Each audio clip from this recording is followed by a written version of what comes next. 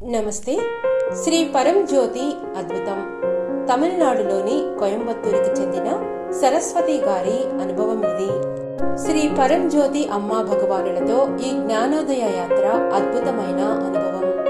దర్శనం మరియు ప్రక్రియలతో కూడిన శ్రీ భగవాన్ యొక్క 74,000 దీక్షా యజ్ఞం అంతర్గత ప్రపంచంలో గణనీయమైన మార్పును తీసుకువచ్చింది. 2023లో జరిగిన నవరాత్రి హోమం అపారమైన ముక్తి అనుభవాలను అందించింది. నా శరీరం, ఆలోచనలు, మనస్సు మరియు నన్ను నేనుగా గుర్తించడం ఆగిపోయింది.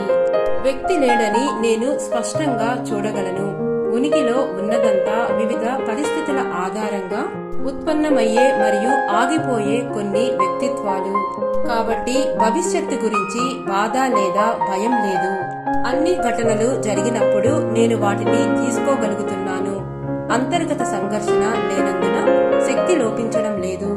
పూర్తి ఆమోదం ఉంది. పోలిక లేదు, తీర్పు లేదు. నేను దుఃఖము, ఆరోపణలు లేకుండా ఉన్నాను. నేను వర్తమానంలో సంతోషంగా జీవిస్తున్నాను.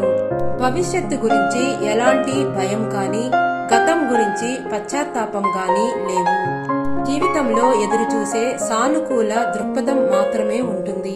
ప్రతి ఒక్క సంఘటన లేదా వ్యక్తి గురించి నిరంతరం ఫిర్యాదులకు దారితీసే, గత సంఘటనలతో మనల్ని ఇరుక్కుపోయేలా చేసే అంతర్గత సంభాషణలు ఆచరణాత్మకంగా లేవు.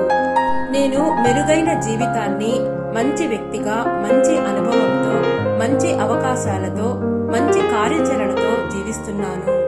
జీవితం ప్రేమ, ఆనందం, శాంతి మరియు అంతర్గత నిశ్శబ్దాన్ని అందించింది. అంతర్గత వేదనలతో మాయని గాయాలు కలిగి ఉన్న నేను ఇప్పుడు ఎలాంటి అంతర్గత వ్యాఖ్యానం లేకుండా ప్రతిదానిని సాక్షిభావ స్థితిలో చూడగలుగుతున్నాను. నేను మునుపటి వ్యక్తిని కాదు. నేను శ్రీ అమ్మా భగవాన్ యొక్క దివ్య సన్నిధిని ఎల్లవేళలా అనుభవించగలుగుతున్నాను. ప్రియమైన శ్రీ అమ్మా భగవాన్, మీ దివ్య పాద పద్మాల వద్ద ఎప్పటికీ సేవలో ఉండాలని నా నిరంతర ప్రార్థన. మాపై కురిపించిన మీ ప్రేమాభిమానాలకు అనంత కోటి కృతజ్ఞతలు.